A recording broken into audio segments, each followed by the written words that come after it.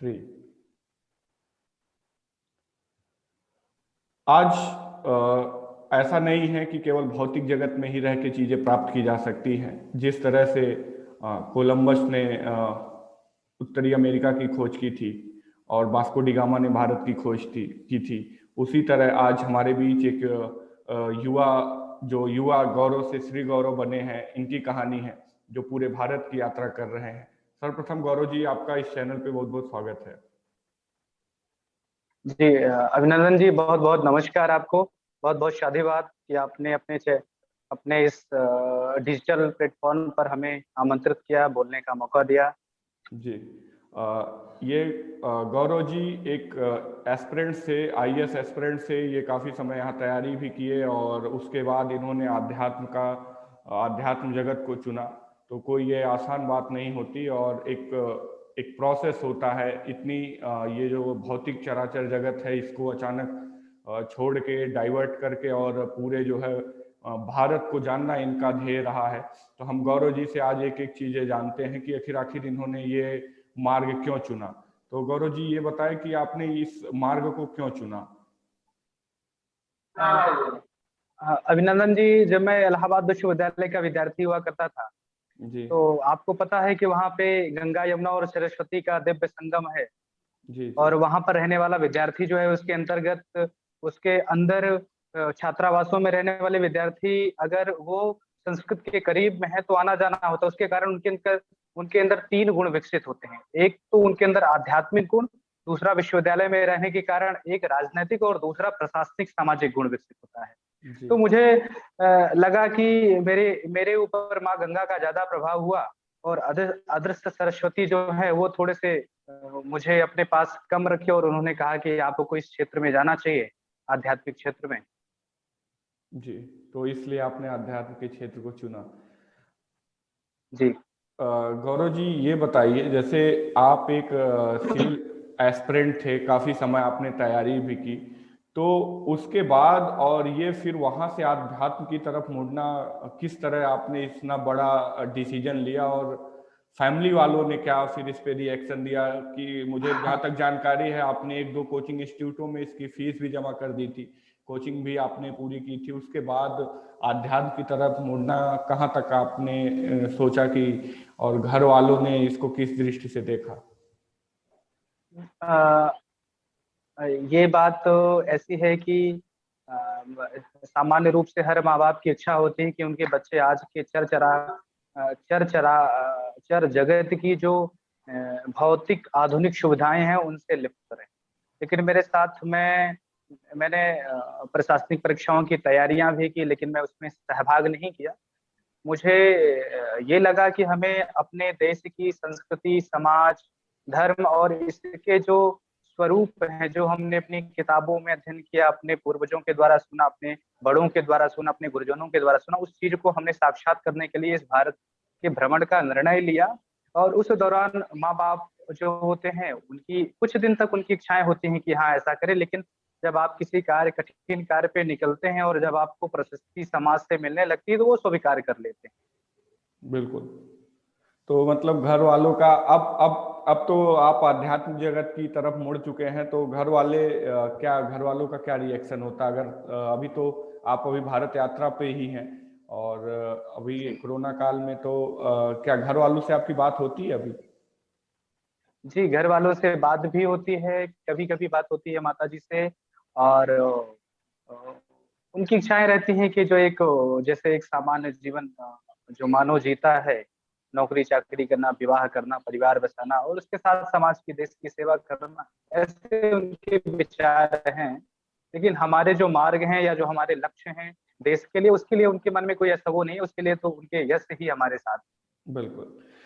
तो अभी तक आपने कितने प्रदेशों की यात्रा कर चुके हैं लगातार? जो आपने साइकिल और पैदल मार्ग से यात्रा का प्रारंभ किया, लगभग कितने स्टेटों को आपने कवर कर चुके हैं? हमने अभी तक लगभग 21 स्टेट्स की यात्राएं की, जिनमें उत्तर प्रदेश, उत्तराखंड, हरियाणा, दिल्ली, राजस्थान, गुजरात, महाराष्ट्र, गोवा, कर्नाटक, केरल, तमिलनाडु, आंध्र प्रदेश, उसके बाद तेलंगाना, छत्तीसगढ़, झारखंड होते हुए पूर्वोत्तर के जितने भी राष्ट्र हैं, सिक्किम होते हुए बिहार के पटना तक।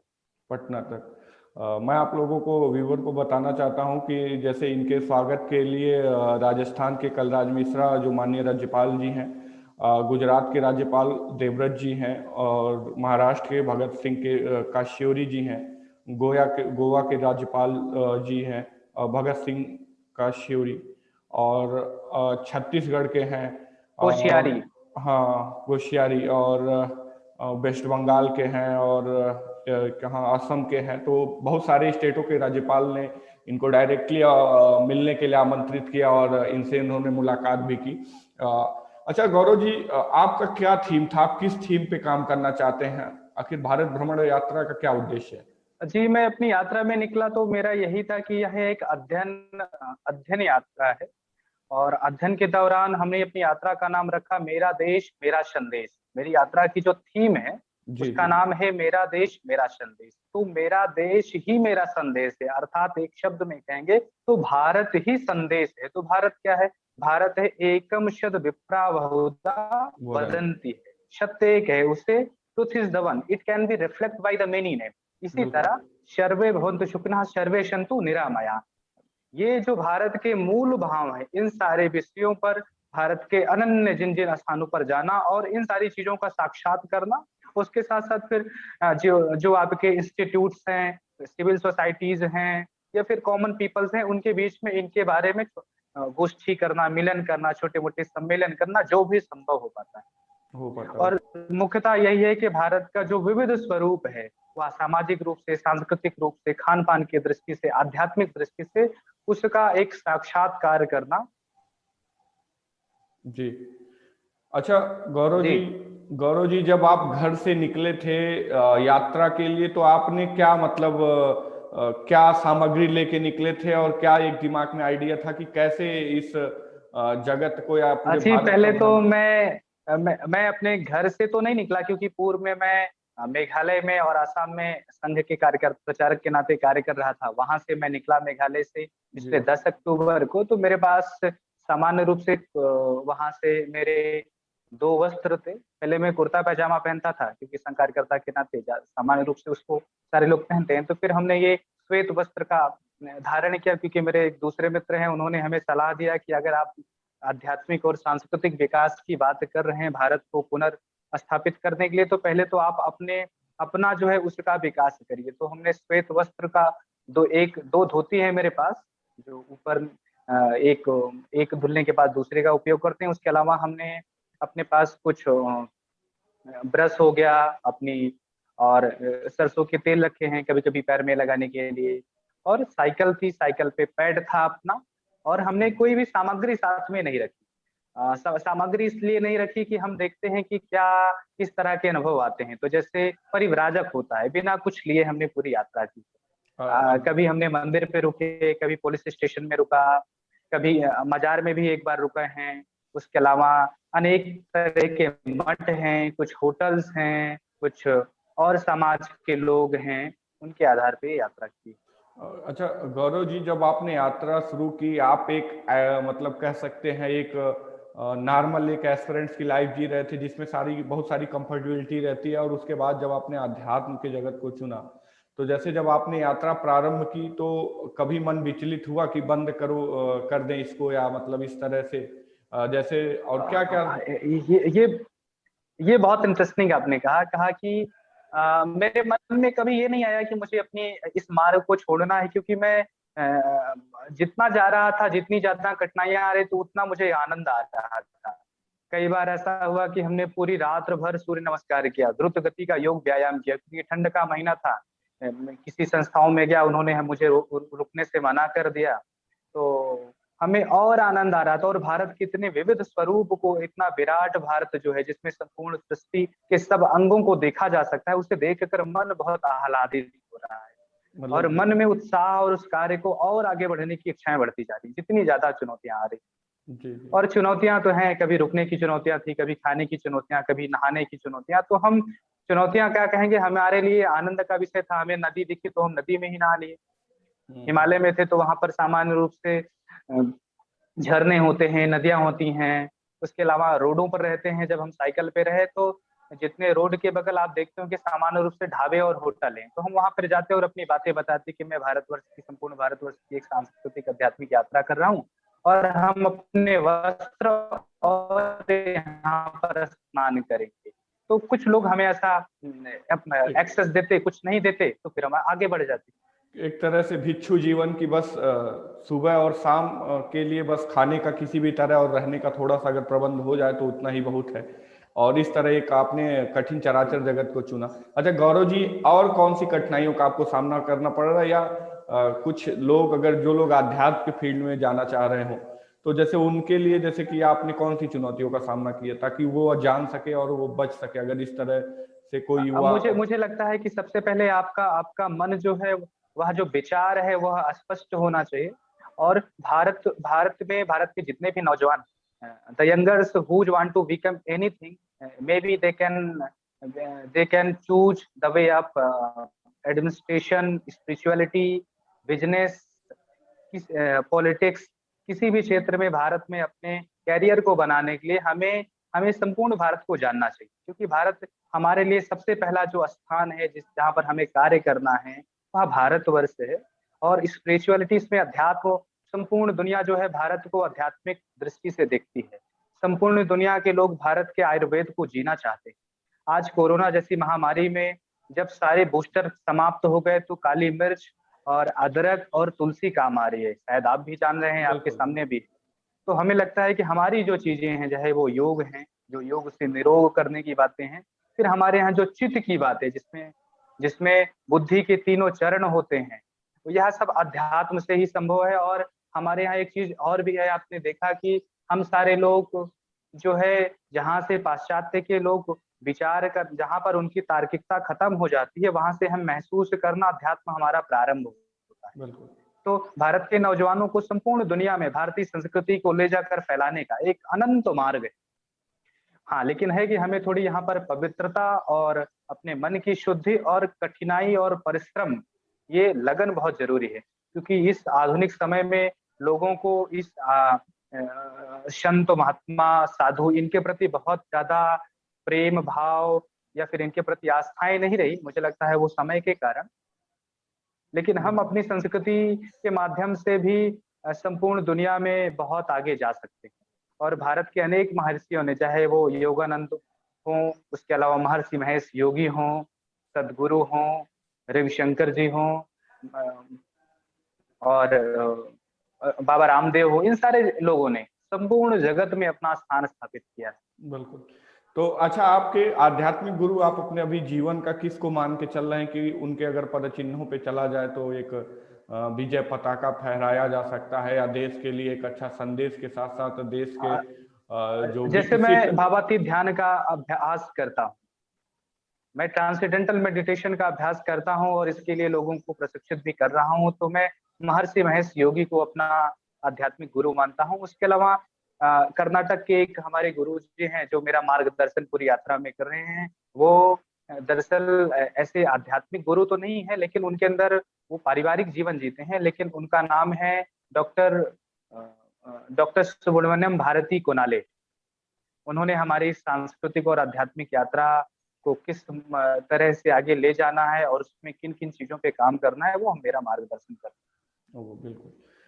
गौरव जी, कभी रास्ते में आपके साथ लूटपाट या मारपीट इस तरह की घटना कहीं दुर्भाग्यवश तो नहीं ना हुई, या इस तरह की कोई वाकया हुआ हो जो आपको लगता हो कि ये इंटरेस्टिंग है, तो ऐसा कुछ हुआ आपके ऐसी यात्रा कोई में? घटना नहीं हुई। हाँ, इतना जरूर हुआ था कि राजस्थान में एक जयपुर शहर है, वहाँ की राजधानी है। जयपुर से लगभग 30 से 35 किलोमीटर दूर एक दूदू शहर है, बगरू तहसील पड़ती है। वहाँ के लोगों ने मुझे जबरदस्ती चाय पिलाई। मैं साइकिल पे था, मेरा मेरा बोर्ड खराब हो गया था जिसमें मेरी यात्रा का उद्देश्य लिखा था, तो उन्होंने जबरदस्ती मेरा बोर्ड बनाया। फिर हमारा एक बड़ा कार्यक्रम वहां पे कराया अपनी नगर निगम में ले जाकर, और जबरदस्ती मैंने कहा कि मैं कुछ खाऊंगा पीऊंगा नहीं, तो कहा स्वामी जी आपको खाकर ही जाना पड़ेगा। इसी जी। तरह गुजरात में जब मैं पहुंचा, तो गुजरात जो है, गुजरात की राजधानी गांधीनगर और कर्णावती, मतलब अहमदाबाद, ये दोनों ट्विन सिटी हैं। तो वहां पर एक ग्राम भारती विश्वविद्यालय है। तो वहां के कुलपति साहब ऐसे शाम को घूम रहे थे और मैं साइकिल पे बहुत तेजी से जा रहा था। उन्होंने जल्दी से अपनी स्कूटी तेज की और मेरे सामने लाके खड़ा कर दिया। और उन्होंने बोला कि हमारे यहाँ के जो विद्यार्थी हैं इनसे आपको इंटरेक्ट करना है। आते वक्त उन्होंने हमें कुछ सहयोग राशि भी दी, खाने पीने का प्रबंध किया, और गुजरात में अन्य स्थानों पर जाने के लिए उन्होंने भी हमें कुछ संपर्क और प्रदान किए। जी जी। ऐसा कोई लूटपाट या ऐसी कोई हिंसात्मक कोई गतिविधि मेरे साथ नहीं हुई। मैक्सिमम पॉजिटिव चीजें आपके साथ रही। जी गौरव जी, जैसे इस फील्ड में आप आए हैं, मतलब एक आध्यात्म के फील्ड में आप काम करना चाहते हैं, तो देश के लिए आपका जैसे संदेश जो है, मेरा देश मेरा संदेश, तो इसका क्या, इसके मूल में क्या मोटिव है? जैसे आपका मोटिव तो टैग लाइन जिसको कह सकते हैं, आपका टैग लाइन तो मेरा देश मेरा संदेश है, लेकिन इसके मूल में क्या है कि आपके अध्यात्म से या इस तरह की चीजें करने से देश के लोगों को क्या मिलेगा, या देश को क्या संदेश देना चाहते हैं? आ, आ, मैंने जैसा बताया आपको कि यात्रा का नाम ही हमने रखा कि मेरा देश मेरा संदेश। तो मेरा जी देश ही मेरा संदेश है, अर्थात भारत ही भारत के लोगों के लिए संदेश है। तो भारत क्या है? भारत हमने बताया कि वो वसुधैव कुटुंबकम है। भारत क्या है? वो एकम सद विप्रा बहुधा वदंती है। इन्हीं सारे विचारों के साथ हम संपूर्ण दुनिया में प्रेम, शांति, अहिंसा, अपरिग्रह, आस्तेय, इन सारे चीजों का प्रचार प्रसार और इसे खुद में अभिव्यक्त करने के लिए, अपनी अभिव्यक्ति के द्वारा लोगों तक पहुंचाने के लिए हम कार्य करेंगे। और भारत के जितने भी लोग हैं, भारत के खास करके जो नौजवान हैं, मेरा उनसे विनम्र आग्रह भी है, निवेदन भी है कि वो सारे लोग अपनी संस्कृति के जो भी ये अंग हैं, जो अवयव हैं, इनका अध्ययन करें, इन्हें जानें। ये विज्ञान के बहुत विज्ञान विज्ञान की जो उच्चतम कड़ी है उससे परिपूर्ण है। हमारे यहाँ के जो देसी नुस्खे भी हैं वो भी पूर्ण रूप से वैज्ञानिक रूप से सिद्ध हैं। हम सारे लोग उन्हें अंधधर्मिता या फिर ऐसा कुछ मानकर उन्हें छोड़ते जा रहे हैं, या फिर इसमें कुछ ऐसे जंजाल युक्त लोग बैठे हैं जो लोगों के साथ फ्रॉड करके उनके विश्वासों को भी कमजोर कर रहे हैं। तो हमें इसमें अच्छे और जो नौजवान हैं उन्हें अपने कैरियर के रूप में इस क्षेत्र को लेना चाहिए और यहाँ पे काम भी करना चाहिए। बिल्कुल। आज पूरी दुनिया में योग के लाखों टीचर हैं। भारत भारत की ली गई हुई विद्या जो है वो विदेश के लोग वहां पर अपना कैरियर बना रहे हैं। योग के जो है वो आप देखते होंगे जर्मन, थाई या देश के अन्य हिस्सों के लोग जो हैं वो इन सारे क्षेत्रों में अपना कैरियर बना रहे हैं। तो भारत के नौजवान युवक युवतियां जो हैं इन क्षेत्रों में अपना अच्छा कैरियर बना सकते हैं। जी। गौरव जी, इसके पीछे आपका क्या था कि गौरव से श्री गौरव बनने के पीछे की क्या कहानी है, या किसी गुरु ने आपको ये टैगलाइन दी थी, या कैसे ये आपका गौरव से श्री गौरव बनना? जी, मेरा नाम गौरव रहा, और मेरे गुरुजी जो है डॉक्टर सुब्रमण्यम भारती कुनाली जी ने उन्होंने कहा कि आप गौरव जो है वो यथा नाम तथा काम है, और इसलिए आप गौरव से थोड़ा सा और भिन्न हो जाएंगे। तो उन्होंने कहा कि आप श्री गौरव लिखिए नाम, और उन्होंने मुझे श्री का नाम दे दिया। तो हमने तब से अपना नाम श्री गौरव लिखने लगा। और कहीं न अब उनकी क्या सोच रही है आगे मुझे ये नहीं पता है, उन्होंने मेरे अंदर क्या देखा। उन्होंने मुझे कहा, ऐसा आज्ञा दिया, तो हमने यह श्री गौरव इस नाम की उपाधि के साथ आगे काम कर। मतलब आपके गुरु ने ही कहीं न कहीं है आपको उपाधि दी। तो चैनल पे आने के लिए बहुत बहुत धन्यवाद। गौरव जी, अगर कोई और आपका एक्सपीरियंस रहा हो इस फील्ड का तो वो भी बता सकते हैं, अगर कोई ऐसे वाकया या जी राज्यपाल हाँ, इतने सारे अभिनंदन जी, मैं इतना कहना चाहूंगा कि भारत के जितने भी नौजवान युवक युवती हैं उन सारे लोगों को, चाहे वो मेडिकल के क्षेत्र में अपना कैरियर बनाना है, टेक्नोलॉजी के क्षेत्र में, बिजनेस के क्षेत्र में, पॉलिटिक्स के क्षेत्र में, स्पिरिचुअलिटी के क्षेत्र में, they should be visit the whole country, they should be visit the whole country with the priority of experience, knowing the fact about our country। हमें भारत का भ्रमण भारत की रोचकता को जानने की दृष्टि से करना चाहिए। और बस इतना ही संदेश है। और भारत बहुत ही विविध है, जिस रूप से हमें बताया जाता है उससे बहुत भिन्न है, क्योंकि हम अधिकतर दूसरों के द्वारा लिखी किताबों को या कोई गया है तो उनकी बातों को ही सुनते हैं। अगर हम इन सारे क्षेत्रों में जाएंगे तो निश्चित रूप से हमारा जो हमारा पेशेंस है, जो हमारा अनुभव है, जो भारत के बारे में हमारी सोच है, वो ज्यादा व्यापक होगी और दुनिया के सामने उसे हम और व्यापक और बड़े स्तर पे रख पाएंगे। आपका बहुत बहुत धन्यवाद कि आपने हमें अपने विचारों को भारत के नौजवानों के साथ अपने भाव को रखने का अवसर दिया। और मेरी शुभकामनाएं भी कि आप भी आगे क्षेत्र में बढ़ें और ऐसे ही देश दुनिया के जितने भी अनंत प्रकार की जो विद्याएं हैं उनका समाज के बीच में प्रसार करते रहें। नमस्कार। धन्यवाद। धन्यवाद गौरव जी। जय श्री राम।